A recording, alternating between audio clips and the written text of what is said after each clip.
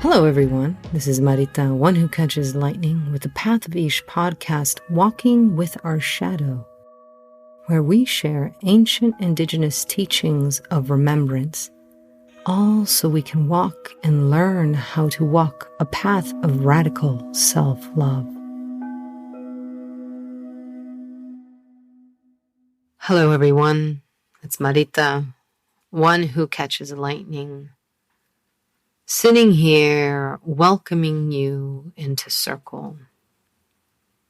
Now, if you haven't taken a time to arrive to this podcast, I recommend shaking it off. Take time to just reset and know that you are being offered an invitation to step into a different way of being. So whether you have a baños practice, a smudging practice, with permission, of course, a shaking off practice, please know that that should be something you are doing before entering. And so we have already opened circle before. We are inviting you in. And we're inviting today one of my favorite guests, Rose Esteva de la Torre. And we are here to have a conversation, to stay curious about a topic that seems to be out there and be emerging. Rose and I host together moon ceremonies on the full and dark moons, and we come together when there is something to discuss that we are noticing out in the collective, in the different circles that we reside in, learn in. And it seems that this topic is one that really, at this moment, is wanting to be spoken to and about, and to have that seed planted. So we're going to welcome Rose today. Rose. Hello. Thanks for having me back. Rose, do you want to remind everyone a little bit about your background? Also go back and listen to their creation story, but what are the circles that you are coming from and into this circle with your vast knowledge? Gosh, it's such a big question. Well, I am currently a mentor and guide and coach. I work in the realms of business and spirit and identity. And it's all really centered around empowerment. So freedom, empowerment, expression. One of my deepest wishes coming into this work when I first did initially was to really support people in changing their relationship with themselves and changing their relationship with everything else around them. It will just radically shift your whole life, right? And if you think about things from that lens, I'm also definitely a big lover of adventure, and I'm a sensualist. I love the world. I love exploring. I love color and experiences and tastes and sounds and music and texture and just places, in this planet.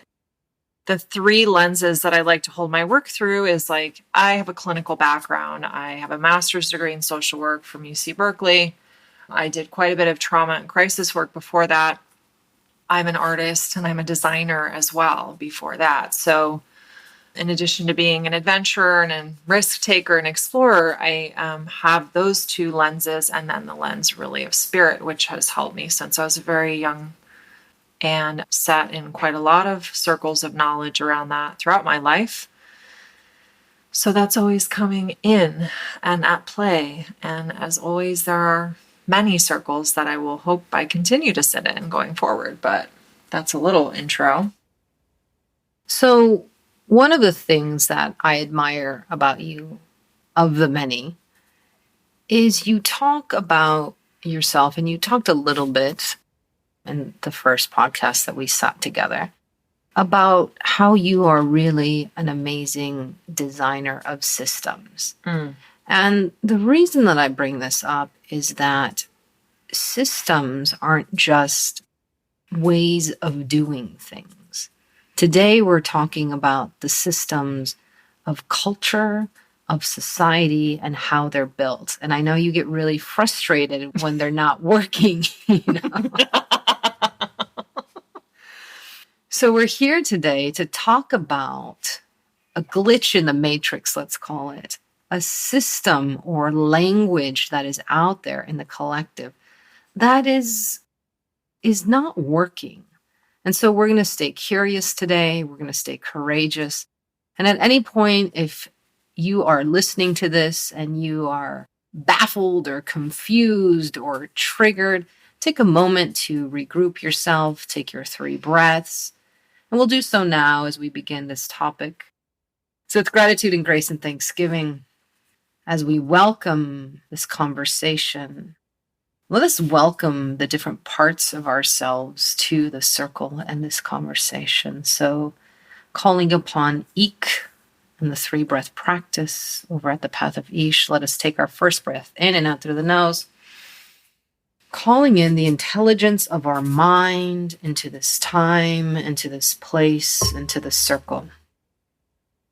Second breath in and out through the nose, calling in the intelligence of the body into this time, into this place, into this circle. And this third breath to bring us into circleness, in and out through the nose, calling our essence into this time, into this place, into this circle. And as we all arrive and stay in our own spaces, let us bring in the topic of gender, masculine and feminine. There it is. Now, if you've already decided to turn off the podcast, hopefully we will see you back shortly. Now, we should tell them a little bit about our background. Rose and I are married. We have been... What? I know. For 6.5 years. That was a test. Did I pass it? Just like the Mr. and Mrs. Smith. 7. And we identify differently. What do you identify as? I identify as bi or pan or queer, primarily queer because it's kind of the most, I feel like, open, fluid definition in terms of my sexuality. I usually identify as somewhat gender fluid, but I don't really attach too much to that label. It's not as important to me that other people understand that. That's kind of an internal orientation.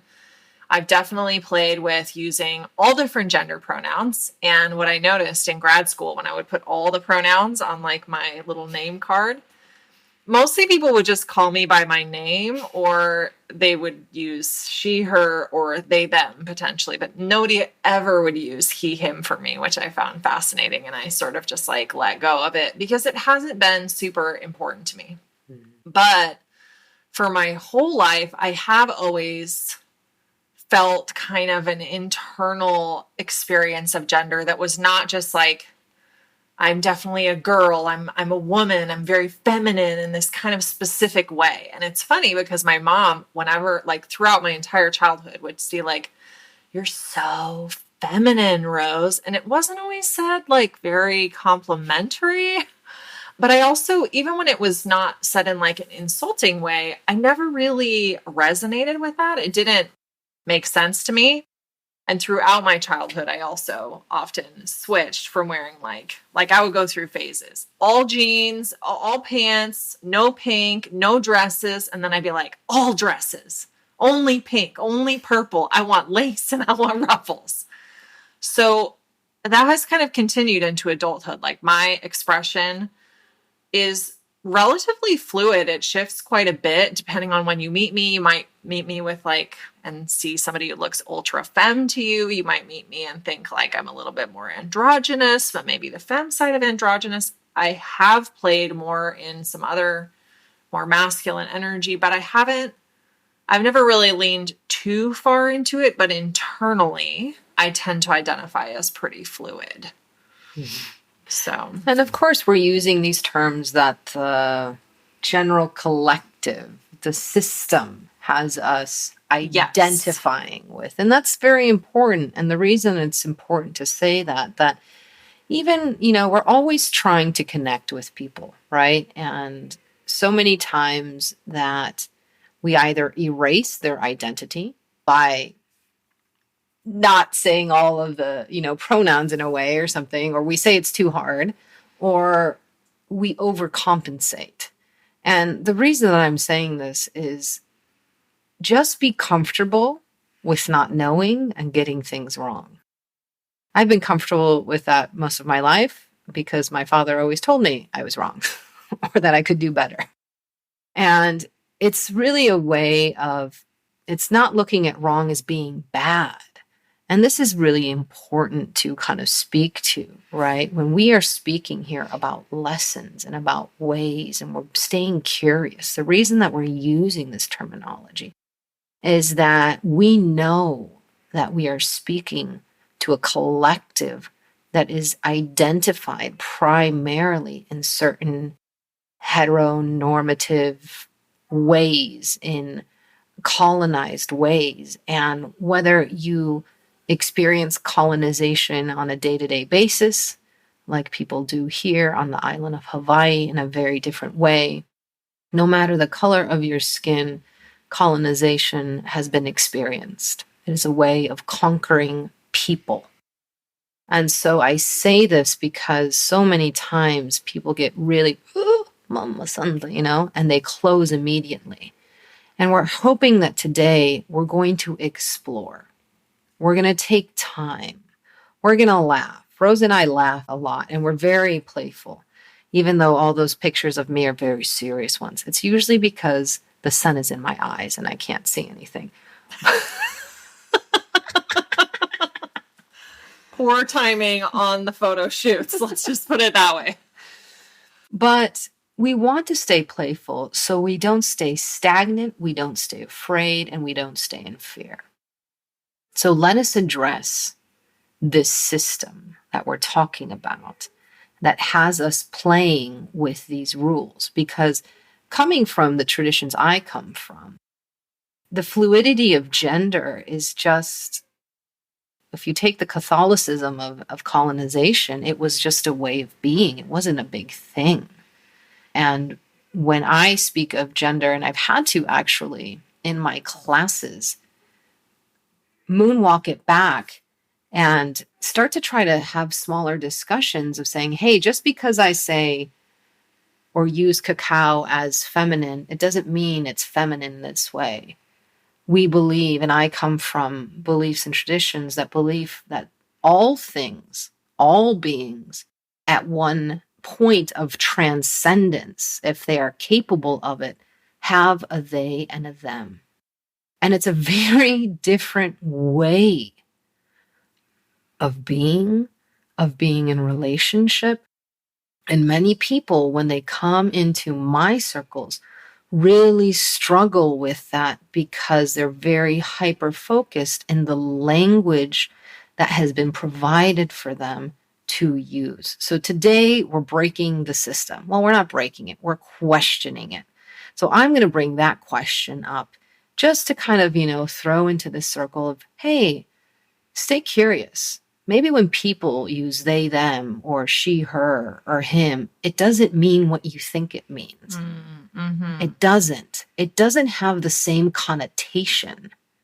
And that is something that I'm really starting to play with in my circles, of really trying to step it back and provide a bridge that has really never been provided before.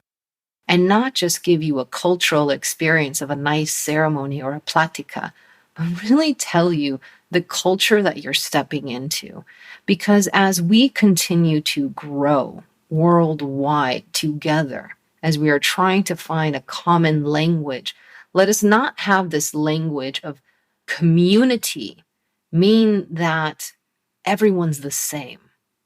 I want a language of a global community that believes in the differences and uniquenesses of each culture relating to simple things such as pronouns and gender. Yeah, thank you so much for adding that context, because even as, I'm shorthanding like, oh, she, her, feminine, femme, right, gender fluid. I think, part of what inspired this conversation is I've seen a lot of people really wanting a different discussion, and maybe even to just have somebody help them articulate like where they're getting really hung up, especially around masculine feminine polarity work and what it means and how we're playing in masculine and feminine, and how does that connect to gender of feeling like a woman and a man. And it's very sticky and interconnected. I love that you're pointing that out. Like, what I mean when I say feminine, it's in context. If we're talking about it in the context of when I say feminine, when I was just saying femme or feminine, I'm talking about an expression of feminine that is specific to a cultural norm around what is feminine. It is not that that is universally feminine, not across cultures, not across external expression, not across internal expression. None of that is universal. And I think where it gets sticky, and I see actually a lot of people really losing a lot of energy to this, to be honest, trying to figure out how we can have these inner polarities of energy. And I am not an expert in polarity coaching. I will tell you right now, I am far more queer oriented. I'm far more like, I just don't come from that, but I do have some people that I work with who work in that, and I love their work. This is not a dig on anything. I think I appreciate what you're saying about playing, because this is like an exploration, and it's to see, can we give language to another way of talking about this that's useful, that's expansive, that is meeting the need of people who maybe don't feel served by some of the models and the way things are being talked about. If you feel served by that, amazing, play in a realm in the medicine that works for you. But also know that there's many other ways to relate to these ideas of masculine and feminine, and not just the binary, but this whole continuum, this big, beautiful, crazy Venn diagram of God only knows what, right? Let's slap a wig on that shit, put some high heels on, and, get to work. Like, work it. So, yeah, the thing that that really, really sticks out to me, and that I want there to be more discussion about, I don't want this conversation to be the end of this, is if we are thinking about masculine and feminine energies, and I hear people say that they are not connected to gender identity. They're just these two polarities. But then what I'm also seeing is they're getting really thickly intertwined with gender norms that are very cultural. So, masculine energy means aggressive, dominant, intellectual, provider, analytical. It means these very specific things that are very associated with like the man box in patriarchy. And then the feminine, we're saying, is not connected to gender, supposedly. Not everybody says this, but when people are saying this, but then the feminine is considered like the receptive, the passive, the intuitive, the soft, the whatever. And that, for me, feels really sticky. Mm-hmm.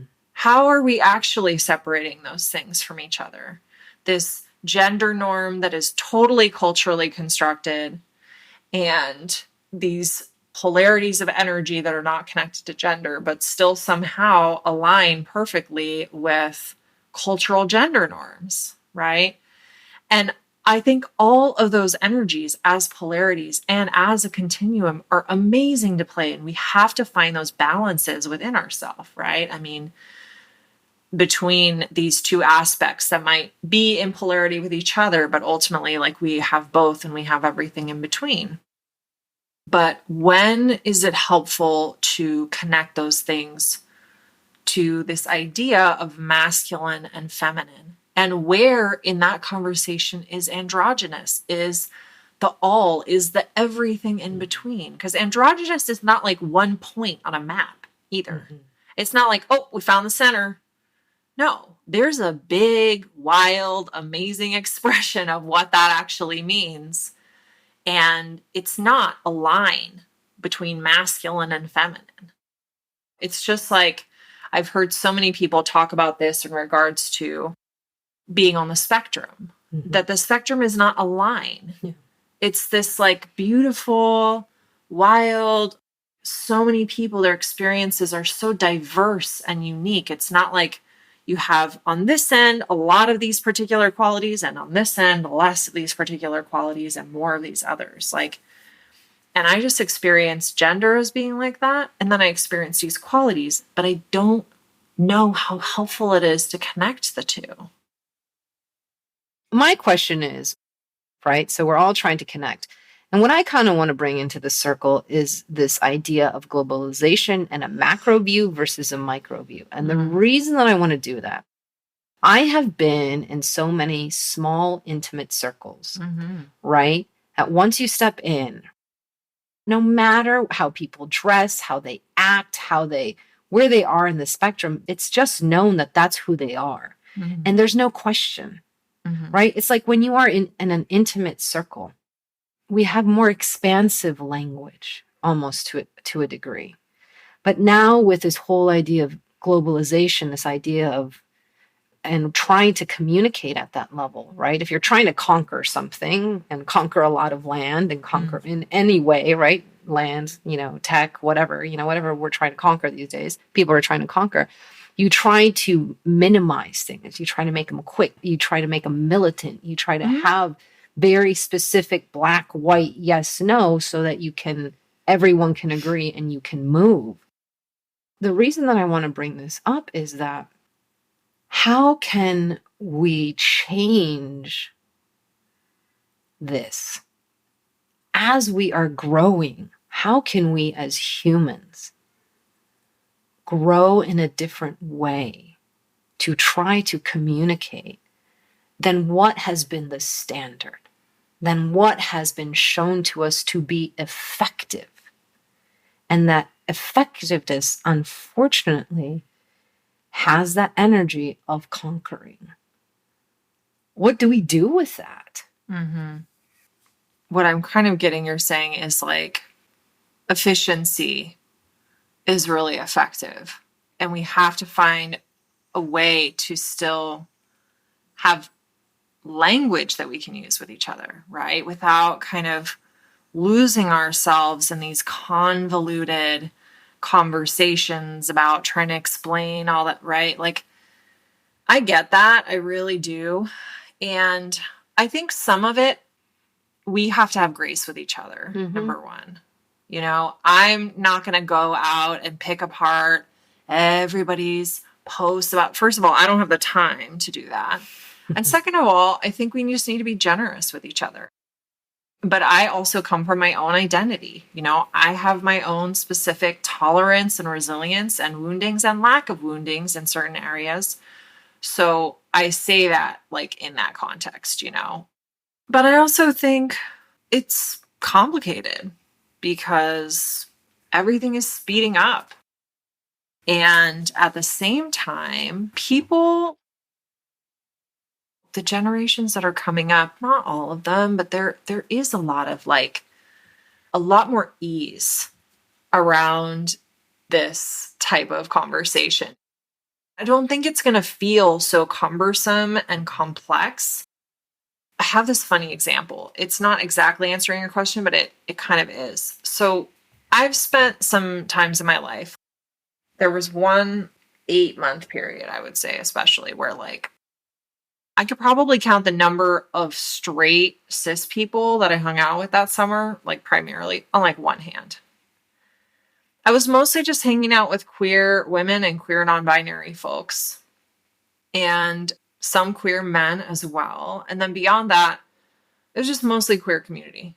And then stepping back into a space that was very heterosexual and very cisgender, the reactions that some men were having to some of the, like, these dynamics where they would get like really, really upset and really frustrated. And it was stuff like connected to gender role stuff, like where they wanted to be telling the women how to do this specific like camping thing. And the woman was just like, I'm fucking good. Please, I'm fine. And they would get all hurt. And it really just showed me some of the fluidity of it, some of the ease, some of that efficiency. It can still exist, but being around community that is queer, that is expansive in their gender, that's part of what makes it so easeful. When you're spending time primarily surrounded by and steeped in people who have a very normative, kind of heteronormative, cisgender, dominant white culture kind of language around gender, it feels really clunky. And then when you're not, it's actually not that hard. Mm-hmm. And that's why I think we have to have grace with each other, because it will take time to learn, especially if you don't have a diverse community. But if you're not a part of a diverse community, like, please put yourself in spaces, listen to conversations, and it will get so much easier. It's like almost hard for me to remember it being hard in a way, but I do remember it was more complex at one time. You're an adventurer, though. You love adventure, and I think people who are adventurous love learning different ways, different ways of being, right? And so maybe for those people listening out there, that is kind of an image that they can use of like, you're not going to go into a bar and try to figure out who you are in there, but it's more like, I'm going to be on an adventure and explore and let this moment be this moment. And I think if we can be playful with this, it allows us to explore. I feel that a lot of people's reaction, right, and people's reaction that I've seen to myself, to others, is they're trying to figure out where they stand. It's really not about the person in front of them, right? And we do that. We all do that. Like, wait, who are you? So I know who I am and I know what role I'm in, supposedly, that we're going to have this conversation. And then we go from there. So I think that's an important moment for everyone to take a pause of, where is your curiosity coming from? Is it truly coming from a place of adventure and exploration, in the sense of, oh, the unknown, and I really want to discover? Or is your curiosity coming from fear? Where do I fit in here? Who am I in relationship? And then it becomes about you instead about being part of the circle. ¿Entiendes? Yeah. And that question you asked me a minute ago too, I was like, ooh, I don't know. I feel a little stumped by that. That's like a world-changing question, Thank you. You see, when I do ask questions, they can be world-changing. What immediately came to me when you were saying that, though, is like, what would it feel like if instead of when we felt the ground slip away under our feet, feeling the fear of that and feeling like the water rising and feeling terrified, what would it be like if we were like, how exciting, and oh my gosh, I'm out of my depth. This is amazing. Oh my God, I'm out of my depth. Wow, right? That it was with that more playful energy of like, oh my God, like I get to be a baby in my knowledge again. It's a really powerful place. And I've seen people navigate it actually really well, who know very little about the conversation that we're having right now. Admittedly, they'll just be like, oh my gosh, I'm pretty sure I know nothing about what you're talking about. And that's not a problem. Yeah. I work with clients who don't really have this lens. They work with primarily cisgender women or men or both in heterosexual relationships. And I'm like, that's fine. Like, you can stay in your lane if you don't know how to hold space, and just say, like, I'm not equipped for that. I don't know how to talk about it. Please, I would love to learn, or I don't have the bandwidth, but I'm going to put it on my awareness that, like, this is an area that I probably need to learn about. And that's actually beautiful. Mm-hmm. To me, that's amazing. To be aware of the limitations of the construct that you're working in, and to know that, still within your human capacity, like, maybe you don't have time to just like take a side trip and learn all about fucking queer energy dynamics and identities in this moment, because we're still human beings with like a finite amount of time. Mm-hmm. You can weave it in a little bit. You can start listening to this podcast, just get a dose every week.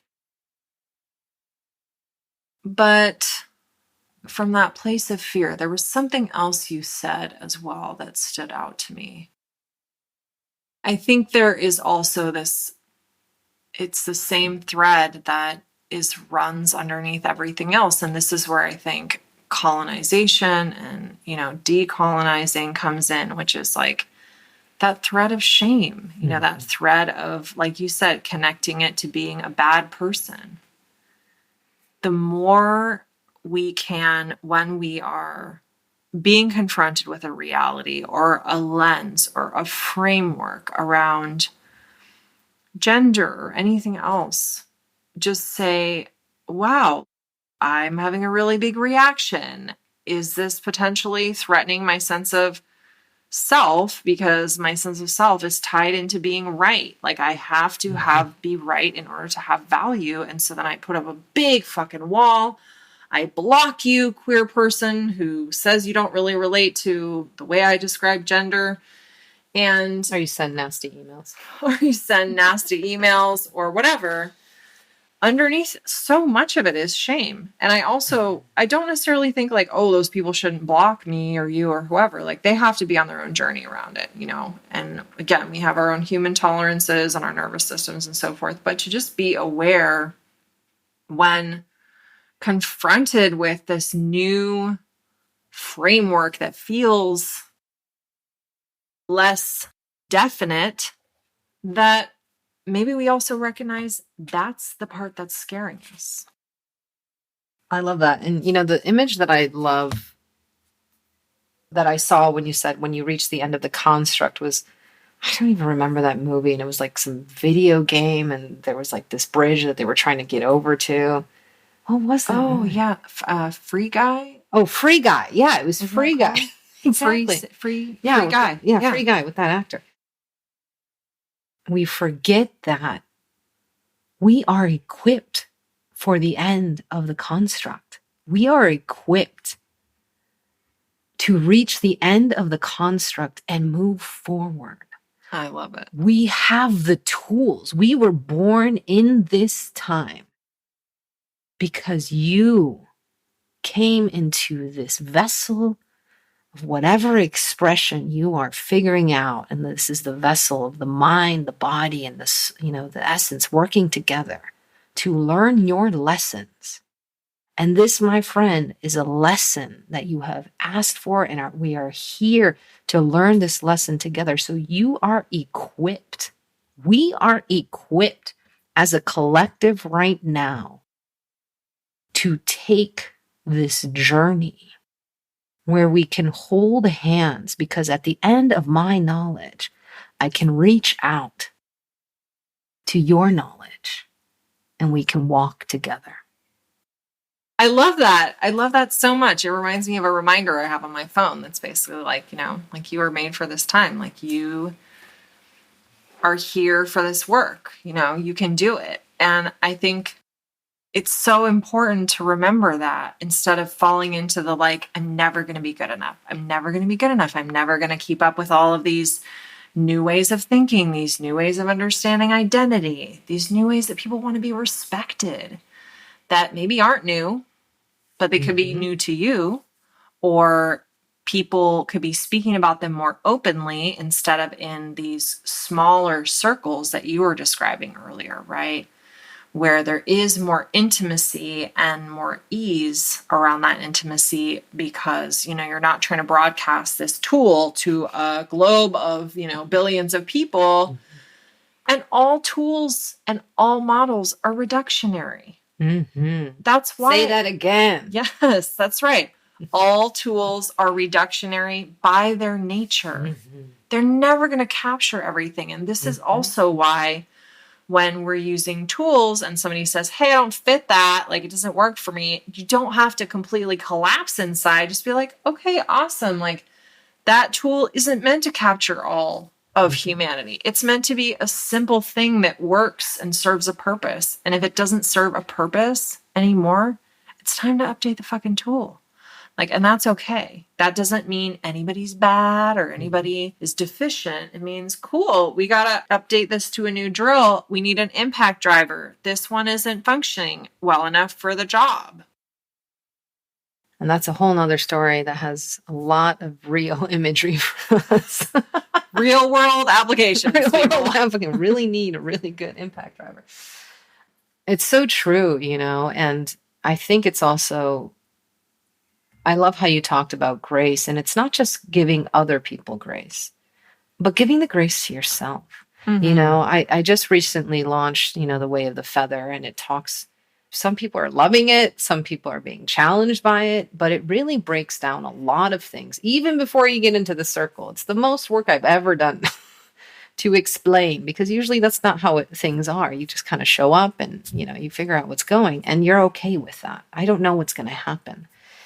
And you and I talk a lot about stepping into different ways of being and updating tools and updating resources, right? It's a continuous challenge.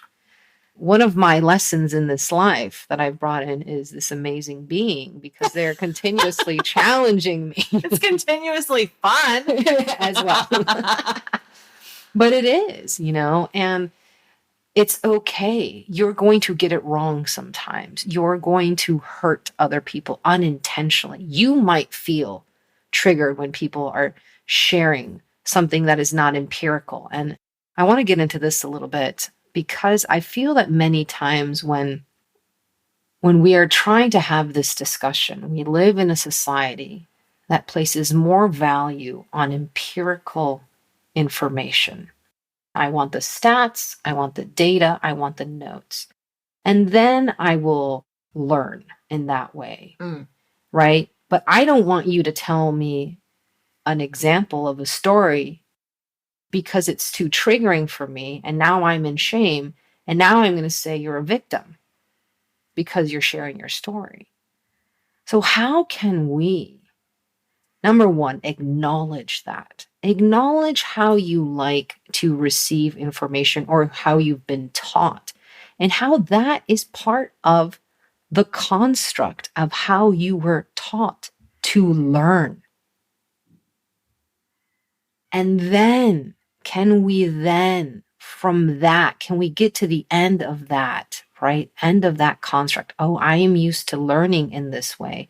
It provides value for me. If it's shown in a different way, I don't like it. It has no value to me. And I think someone is just being a victim.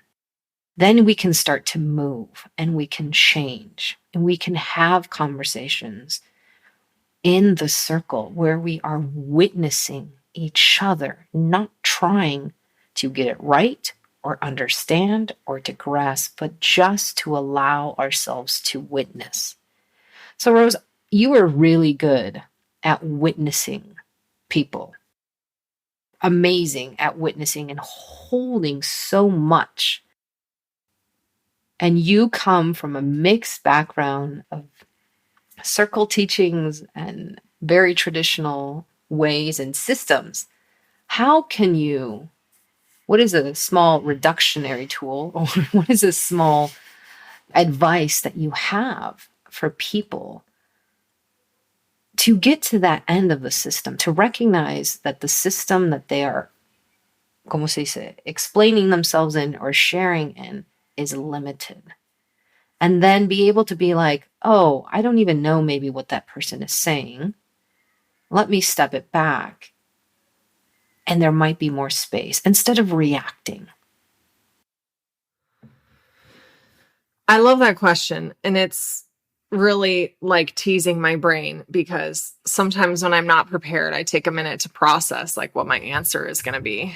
So I think actually the answer is just treat everything like you're stepping into a different cultural context. Anytime you're in a conversation with people, this is like not the newest practice, but cultural humility has been around for decades. And that is really the practice of cultural humility. You know, it's going in and being like, I don't know, and I don't know what I don't know. Mm-hmm. And it's not the only thing we need to learn, because we also do need to learn about other people's ways of being. It's not just about going in and being like, I'm totally empty and I'm not going to bother to learn about your culture, right?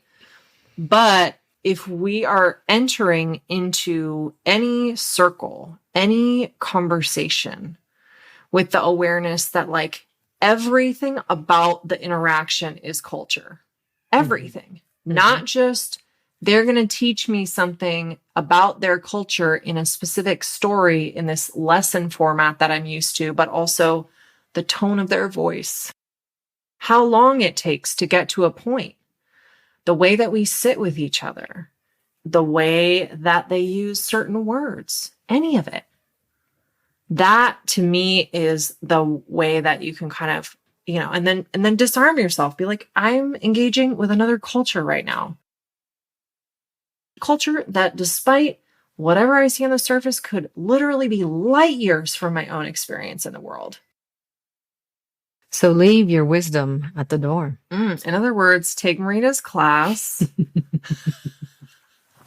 Listen to the other podcast. And understand that from the moment that you begin reading or listening to it, that is entering into a different cultural construct. It is not just the teachings that are the shift in culture.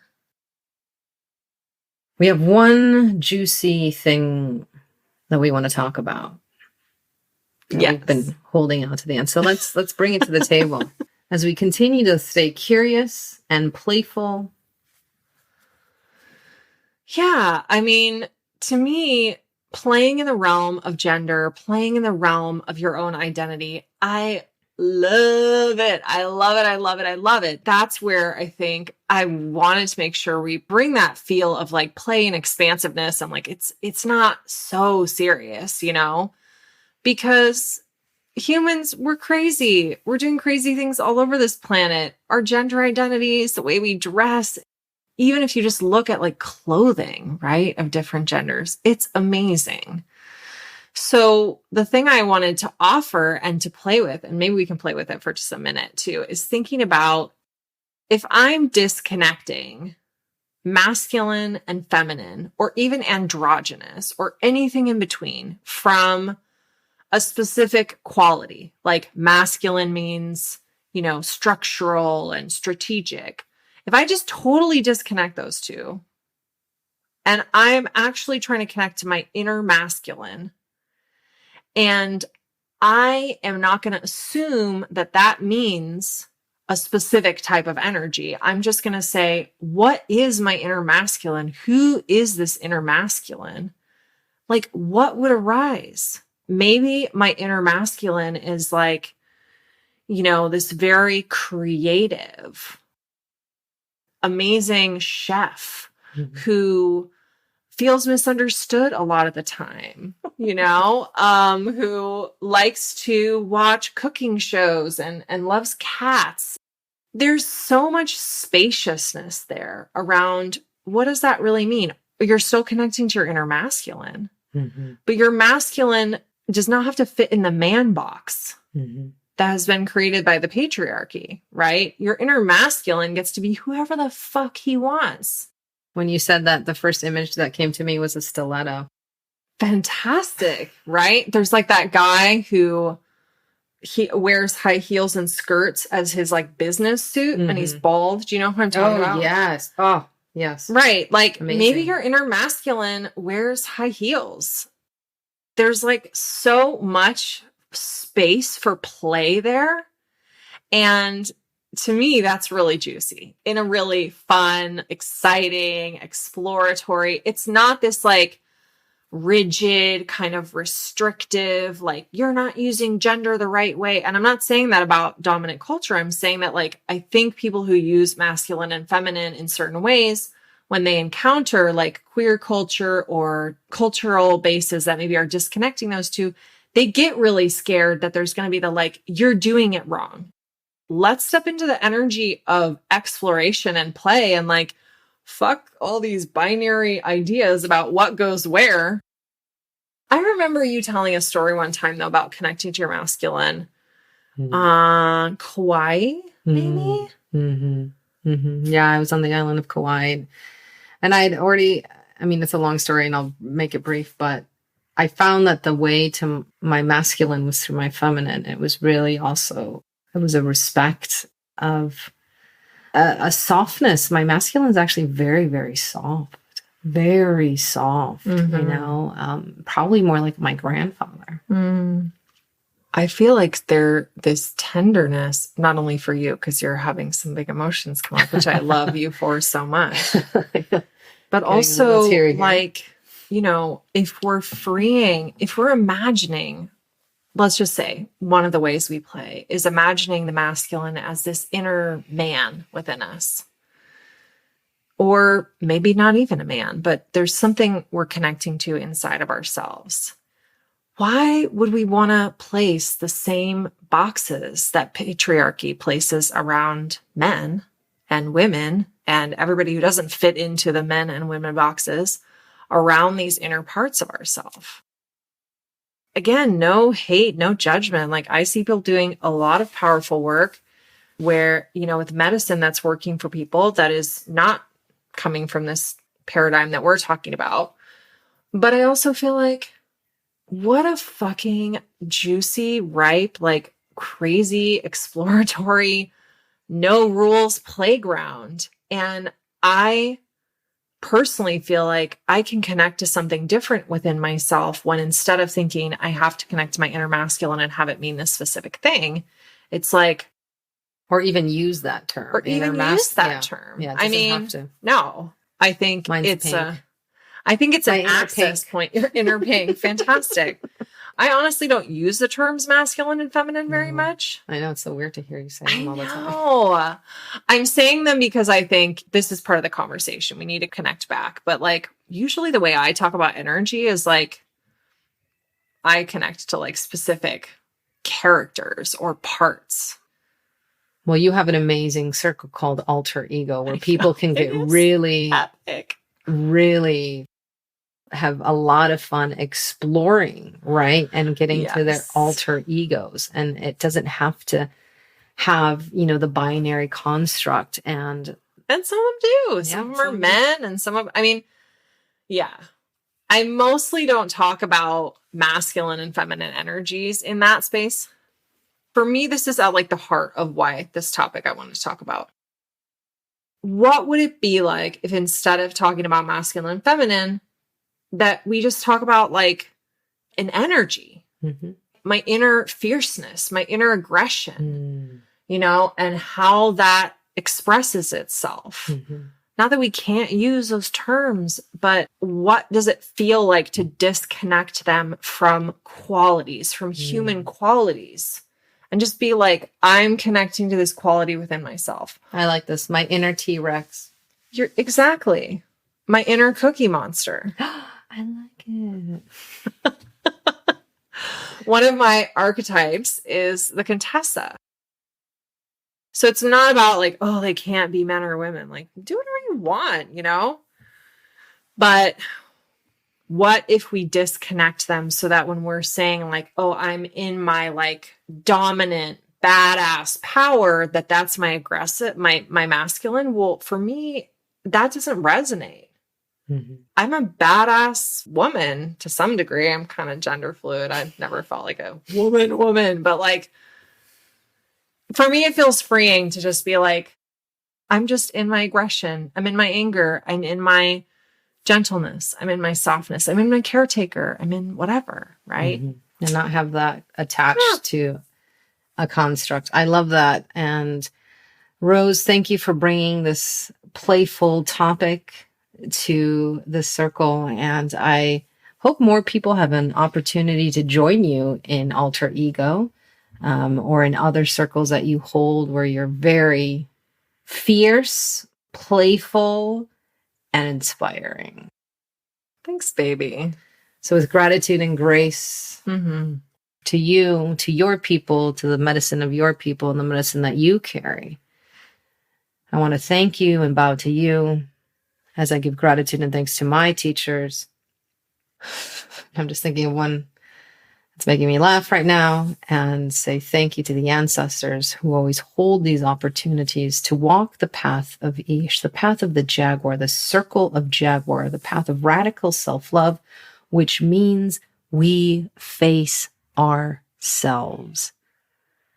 And so as we welcomed ourselves in, let us take our 3 breaths, starting in and out through the nose as we give gratitude and grace and thanksgiving to our essence for being here. In and out through the nose, giving gratitude, grace, and thanksgiving for our bodies for being here. Giving gratitude and grace with this last breath for our minds for being here, for all these intelligences, for staying playful and open to possibilities and transcendence. Once again, it is with deepest gratitude that I bow to you for joining me on this podcast, this episode, this circle, this plática, this meditation, this remembering. I hope that you have stayed curious. I hope to see you in the circle again next week. So make sure that you like or follow. Until then, may you be blessed with abundance of peace and radical self-love.